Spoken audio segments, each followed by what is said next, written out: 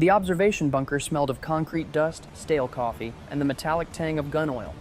Hartman had been standing watch since midnight, his eyes burning from hours of staring into darkness through narrow firing slits. Behind him, two enlisted men, Gefreiter Koch and Schütze Zimmermann, dozed against ammunition crates, their rifles propped between their knees. Standard night watch. Nothing ever happened during night watch. At 5:15 a.m., the sky began its slow transition from black to gray. Hartman rubbed his eyes and reached for his binoculars, conducting his routine sweep of the channel, left to right, horizon to beach, searching for nothing he expected to find. Then he saw the shapes, at first just shadows in the pre-dawn murk, darker spots against dark water. He adjusted the focus, thinking perhaps a supply convoy had strayed into view. The shapes sharpened. More shapes appeared behind them, and more behind those. Hartman's breathing stopped. He swept the binoculars left, ships. He swept right, more ships. He lowered the glasses, blinked hard, convinced his exhausted mind was manufacturing phantoms. When he raised them again, there were more. "Mein Gott," he whispered. The English Channel was full. Not a convoy, not a task force, an armada that defied comprehension. Battleships like floating fortresses, cruisers by the dozens, destroyers weaving between larger vessels like hunting dogs, and behind them stretching back toward England until they faded into morning mist. Landing craft, hundreds of them, thousands. Before we continue, click that subscribe button, like this video, and let me know in the comments where you're watching from. It brings me great joy knowing that these war stories and lessons get to people all over the world. Your support helps us bring more thrilling war stories, and trust me, you won't want to miss them. Now let's get back to the story. They weren't in formation, they were the formation, one continuous mass of steel stretching from Cherbourg to Le Havre, maybe beyond. The morning light caught their wakes, 1,000 white scars across gray water, all pointing at him. Hartman tried to count, stopped at 50, started again, lost track at 100. He thought of the intelligence briefings, the confident assessments from officers who'd never seen the ocean. The Allies might assemble 2,000 vessels if they commit everything. We'll have weeks of warning. Reconnaissance will spot any major concentration. This wasn't 2,000 vessels. This was the entire industrial output of America, Britain, and Canada, floating toward Normandy in one impossible morning. Koch, Zimmermann, wake up. The two soldiers scrambled to their feet, instantly alert at the tone in his voice. Hartman didn't take his eyes from the binoculars. "Get Major Pluscat on the field telephone now. Tell him—" He paused, searching for words that wouldn't sound insane. "Tell him the invasion is here. The entire invasion. All of it." Koch grabbed the telephone, cranked the handle. Hartman heard him speaking rapidly, his voice climbing an octave. Zimmermann had found his own binoculars. He stared through the firing slit, his face going pale in the growing light. "Herr Oberleutnant, how many ships are—" "I don't know," Hartman cut him off. "I stopped counting." The terrible truth settled over him like cold water. Every assumption was wrong, every plan obsolete, every promise from Berlin a lie. They weren't facing an invasion force, they were facing factories, and the factories were almost ashore. The field telephone crackled. Major Pluscat's voice came through, tight and controlled despite the impossible report Hartman had just delivered. "Engage at will, Oberleutnant. All batteries, maximum rate of fire. Make them pay for every meter." Hartman hung up the receiver and turned to his gun crews. Through the bunker's rear opening, he could see his 4 88mm guns positioned in concrete revetments, their barrels already traversing toward the sea. "Load high explosive, range 8,000 meters, battery fire on my command." The crews moved with practiced efficiency, products of 2 years drilling on this coast. Shells slammed into breaches, loaders stepped clear, gun captains raised their fists. Hartman raised his hand, held it. Through the observation slit, he could see the armada still coming, unperturbed, inevitable as tide. He dropped his hand. "Feuer!" 4 guns roared simultaneously. The bunker shook. Concrete dust drifted from the ceiling. Hartman pressed his eyes to the rangefinder, tracking the shell's arc. 4 small splashes erupted near a destroyer, close but no hits. The destroyer didn't even alter course. "Adjust left 2 degrees, reload, fire!" Again the guns thundered. Again the shells fell. This time one struck something. Hartman saw a brief flash on a landing craft's hull. The vessel slowed, began listing. A small victory.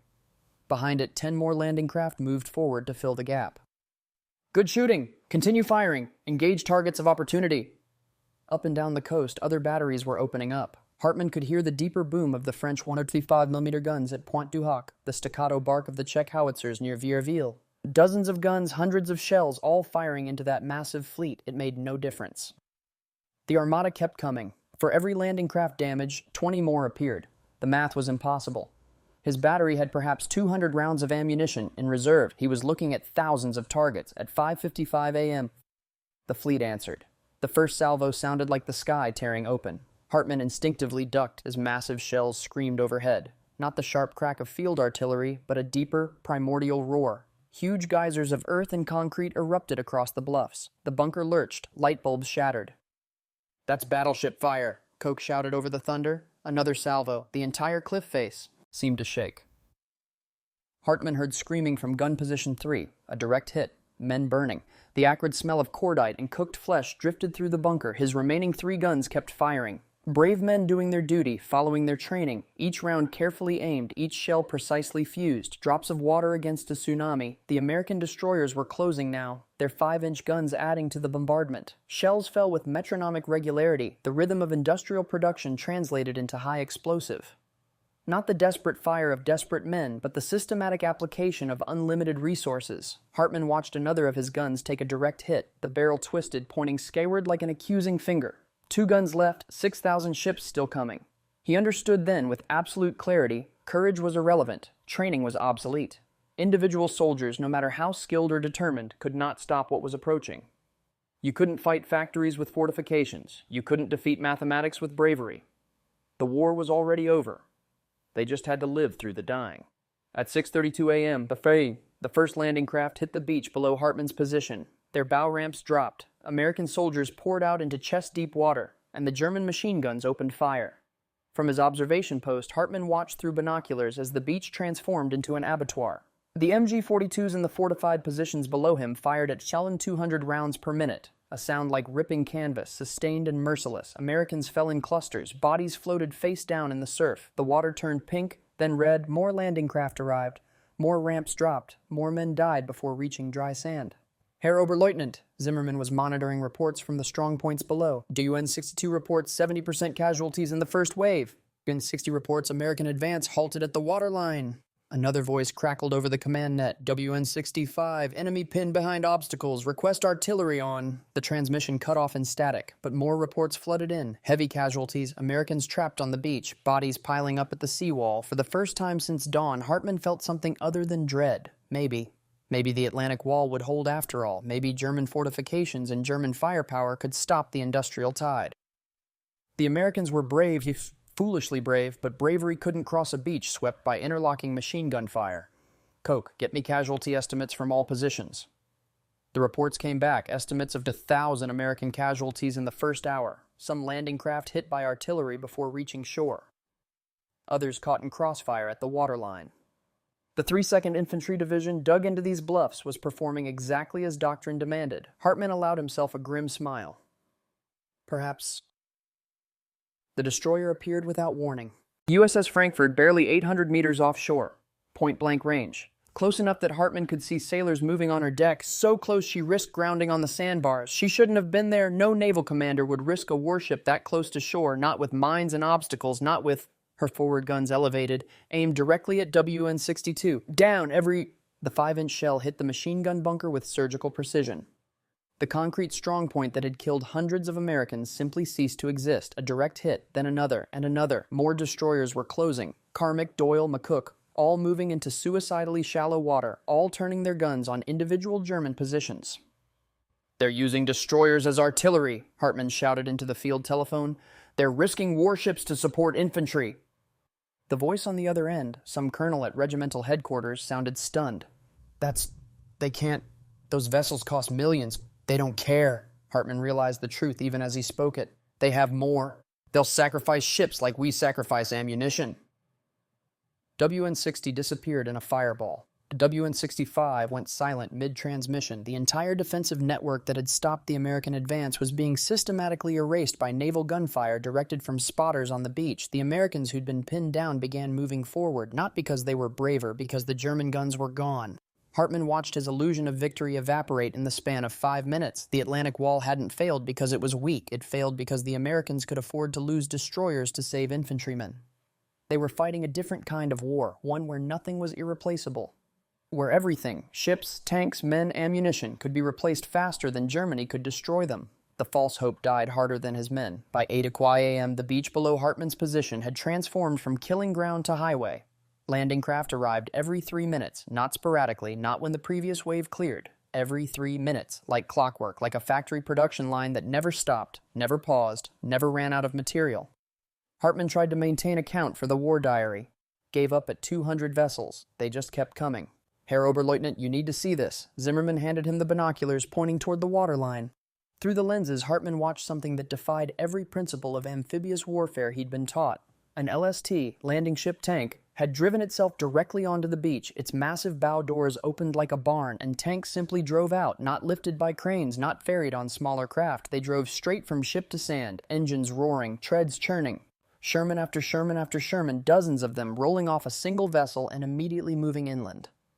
That ship is over 100 meters long, Koch said quietly. They beached it, deliberately, like it's disposable. Behind the LST, more were approaching, 6 of them in a line, all preparing to beach themselves. Then Hartman saw the trucks, except they weren't trucks, they were driving through water. Amphibious vehicles, DUKWs, he'd later learned, swimming from transport ships directly to the beach, driving up the sand without stopping, delivering ammunition and supplies to combat units barely 500 meters inland. They're not even using the beach as a staging area, Hartman said aloud, trying to process what he was seeing. They're delivering supplies directly to the front line from ships while under fire. The efficiency was obscene. German logistics required elaborate supply dumps, transfer points, road networks. The Americans had eliminated every step. Ship to shore to soldier, one continuous flow. A new type of landing craft appeared. LCVPs, smaller and faster. They hit the beach, dropped their ramps, disgorged 36 soldiers, retracted their ramps, and reversed back into the channel. The entire process took 90 seconds. Then they turned around and headed back toward the transport ships for another load, each vessel making multiple trips, dozens of vessels all day. How many soldiers do they have? Zimmerman asked, his voice hollow. Hartman didn't answer. The question was irrelevant. However many soldiers Germany thought they had, America clearly had more. However many ships Germany could sink, more appeared. However much ammunition Germany expended, the Americans delivered more to their own troops faster. By 10 o'clock a.m., Hartman estimated 20,000 American soldiers had landed on his section of beach alone. 5,000 vehicles, tanks, trucks, bulldozers, jeeps, an entire mechanized army flowing ashore like water from a broken dam. The German 352nd Infantry Division defending this sector numbered 7,800 men total, with perhaps 30 operational vehicles. The mathematics weren't unfavorable, they were absurd. Hartman thought of German logistics, the careful rationing, the prioritization, the agonizing calculations of fuel and ammunition. Every shell counted, every gallon of gasoline allocated. Every replacement soldier a precious resource drawn from a depleting pool. The Americans were using destroyers as expendable fire support. They were beaching 100-meter ships to save 10 minutes of unloading time. They had trucks that swam. Sir, Koch's voice was carefully neutral. Regiment is requesting status report. Hartman lifted the field telephone. What could he possibly report? That he was watching the future? That Germany had been fighting the last war while America built the next one? Tell them. He paused, searching for military language to describe the indescribable. Tell them enemy logistics exceed all projections. Reinforcement rate unsustainable for defensive operations. Translation. We can't kill them faster than they arrive. The conveyor belt kept running, and Germany had nothing like it. At 1:45 p.m., the field telephone brought news that Hartman had been desperately awaiting. The 21st Panzer Division was finally moving to counterattack. About damn time, Koch muttered. Hartman shared the sentiment. The panzers should have been rolling at dawn. Instead, they'd spent hours waiting for authorization from officers who refused to wake Hitler. Now, finally, 146 tanks and assault guns were moving north from Caen toward the invasion beaches. Standard Wehrmacht doctrine. Immediate armored counterattack to destroy the beachhead before it consolidated. It had worked in Poland, France, Russia. It would work here. It had to work here. By 2:30 p.m., the reports began changing. 21st Panzer reports delays, air attacks, column halted. Lead elements under fighter-bomber attack near Bretteville. Heavy casualties, movement resumed. Stopped again. Jabos everywhere. Jabos. Fighter bombers. The Allies called them thunderbolts and typhoons. German soldiers called them death from above. Hartman grabbed his binoculars and scanned the sky. He counted 40 aircraft in his immediate field of view, then stopped counting because more kept appearing. The entire sky belonged to the Allies. At 3:15 p.m., he heard the distinctive sound of German tank engines, the deep rumble of Panzer IVs approaching from inland. Finally, the counterattack arriving. He felt a surge of desperate hope.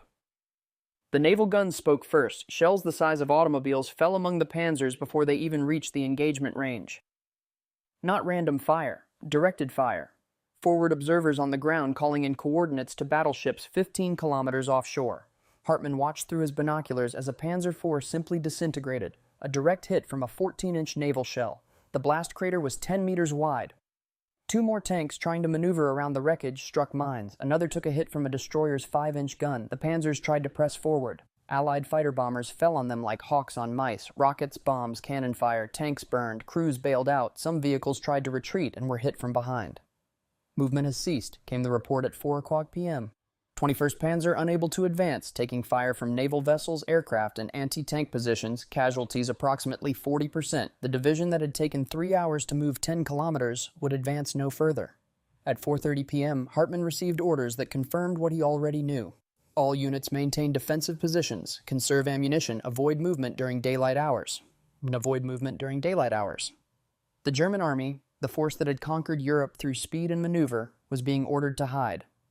Because moving meant dying, because the Allies owned the sky, the sea, and everything their guns could reach, because German tactical excellence meant nothing when the enemy could observe every movement and direct unlimited firepower onto any target within 20 kilometers of the coast. Zimmerman was reading another report, his face gray. "Sir, 12th SS Panzer Division is also delayed. Air attacks. They've lost 40 vehicles just trying to reach the front. They're 60 kilometers away." 60 kilometers. In 1940, Panzer divisions covered that distance in 2 hours. Now it might take 2 days if they arrived at all. Hartmann set down the telephone and stared at the beach. More landing craft arriving. More tanks rolling ashore, more supplies stacking up. The counterattack had failed before it began. Not because German soldiers lacked courage, not because panzer crews couldn't fight, because industry had made courage obsolete. You couldn't counterattack if you couldn't move, and you couldn't move when the enemy controlled everything above you and everything offshore. The war had become simple mathematics. Germany was subtracting forces. America was multiplying them. On June 9th, D-Day +3, a reconnaissance aircraft brought back photographs that senior officers initially dismissed as impossible. The Allies were building harbors, not capturing the ports at Cherbourg or Le Havre, building artificial harbors in open water, off beaches that had no port facilities whatsoever. Hartmann studied the intelligence photos spread across the command bunker's table. Massive concrete caissons, each the size of a 5-story building, being sunk in precise positions to form breakwaters. Floating roadways extending from shore to deep water, pierheads that rose and fell with the tide. "They're calling them Mulberry Harbors," the intelligence officer explained. "Prefabricated in Britain, towed across the channel, 2 of them. They'll handle 12,000 tons of supplies per day once complete." Major Ploskat, who joined them from regimental headquarters, did the calculation aloud. "That's more capacity than Cherbourg. They've made our entire defensive strategy irrelevant. We spent 4 years fortifying the ports. And they simply eliminated the requirement for ports," Hartmann finished. The mathematics were becoming impossible to ignore.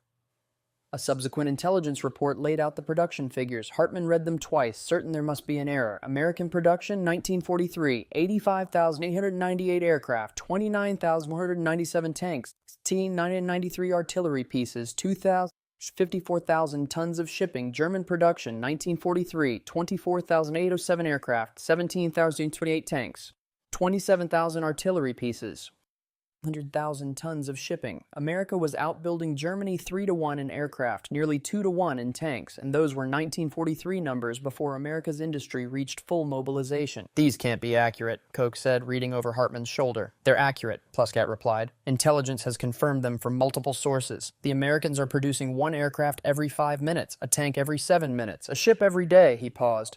"We shoot down 100 of their planes. They build 300. We destroy 50 tanks. They land 150. Through the bunker's observation slit, Hartmann could see the evidence. Endless streams of vehicles moving inland, supplies stacking up on beaches faster than the Americans could move them forward, not scarcity but abundance. By mid-June, the nature of warfare itself had changed. German commanders stopped planning tactical victories and started calculating survival. Maneuver became impossible. Allied aircraft destroyed anything that moved. Concentration of forces became suicide. Allied artillery obliterated any gathering of troops. The Americans introduced a new tactic, carpet bombing. Entire map squares erased by waves of heavy bombers, not precision strikes on military targets, but industrial-scale destruction of everything within a designated area. On July 7th, Hartmann's unit received orders to withdraw from their positions, what remained of them, and fall back toward Caen. The retreat took 3 nights because movement during day was lethal. As they pulled back through the Norman countryside, Hartmann passed the wreckage of the 21st Panzer Division. Burned-out hulks every 100 meters, some hit by airstrikes, others by naval gunfire. A few destroyed by American tanks, all dead the same. At a temporary command post, he encountered Oberst Fischer, a staff officer from Army Group B. The man looked like he'd aged 20 years in 3 weeks. We're not fighting soldiers anymore, Fisher said, staring at a map covered in red markings indicating Allied positions. We're fighting their industrial output, their factories, their mines and shipyards and assembly lines. He looked up at Hartman with hollow eyes. How do you defeat an enemy who can replace everything faster than you can destroy it? Who treats ships and tanks as consumable resources? Who has so much material they can afford to waste it? Hartman had no answer. The war had become mathematics, and Germany had already lost the equation. Testimony of Klaus Hartmann, former Oberleutnant Wehrmacht, recorded September 1953, Nuremberg. You ask when I knew Germany would lose the war. I can give you the precise moment. 5:18 a.m., June 6, 1944. Not when Berlin fell. Not when the Americans crossed the Rhine. The moment I saw 7,000 ships covering the English Channel like a steel blanket, everything after that was just mathematics playing out. We'd been told the Allies were weak, undisciplined, that American soldiers were soft, their industry inefficient, their resolve questionable. We believed it because we needed to believe it, because the alternative was unthinkable. Then they arrived with more ships than we thought existed in the world, with trucks that swam, with harbors they built from nothing in open water, with such abundance of material that they used destroyers as expendable artillery support. I lost 43 men on D-Day, good men, well-trained soldiers who did everything doctrine demanded. They fought bravely, died bravely. It meant nothing, because you cannot fight mathematics with courage. You cannot defeat industrial capacity with individual excellence. The Americans didn't outfight us on June 6th. They outproduced us. Every tank we destroyed, they landed 3 more. Every aircraft we shot down, they sent 10. We were fighting addition. They were fighting multiplication. I survived Normandy. The Falaise Pocket retreated back to Germany, surrendered in April 1945. Throughout it all, I kept thinking about those ships, that horizon of steel. We lost the war the moment America entered it. We just didn't know it yet. Pearl Harbor didn't wake a sleeping giant. It activated a factory that couldn't be stopped. June 6, 1964, 20 years later, Klaus Hartmann returned to Normandy. He stood on the bluff where WN-62 had been. The bunkers were still there, concrete indoors, but tourists walked through them now, cameras around their necks, children eating ice cream. An elderly American approached, saw Hartmann's face, the way he stared at the beach. Were you here? The American asked in broken German. Hartmann nodded. I was down there, the American said, pointing to Omaha Beach. First wave, worst day of my life. They stood in silence, 2 old men looking at peaceful water. We thought we might lose, the American said finally to say. Those first hours, the guns. Your men fought hard. It wouldn't have mattered, Hartmann replied. Even if we'd stopped you at the beach, you had 7,000 ships. You would have come back tomorrow and the next day and the next until something worked. The American considered this, nodded slowly. Yeah, probably right. They shook hands. The American walked away. Hartmann remained, watching the tide come in, gentle waves where landing craft had churned, peaceful horizon where the armada had waited. He thought about all the debates historians had after the war, whether Rommel should have positioned panzers differently, whether the Atlantic Wall could have been stronger, whether German intelligence failures were decisive. But all of it irrelevant. The war was decided in American factories in Detroit and Pittsburgh, in shipyards from Virginia to California, in the industrial heartland that produced material faster than Germany could destroy it. Tactics didn't matter. Strategy didn't matter. Industrial capacity was military capacity. Everything else was just soldiers dying to prove mathematics correct. The sun set over the channel. Hartmann turned away from the sea. He'd seen enough ships for one lifetime. And,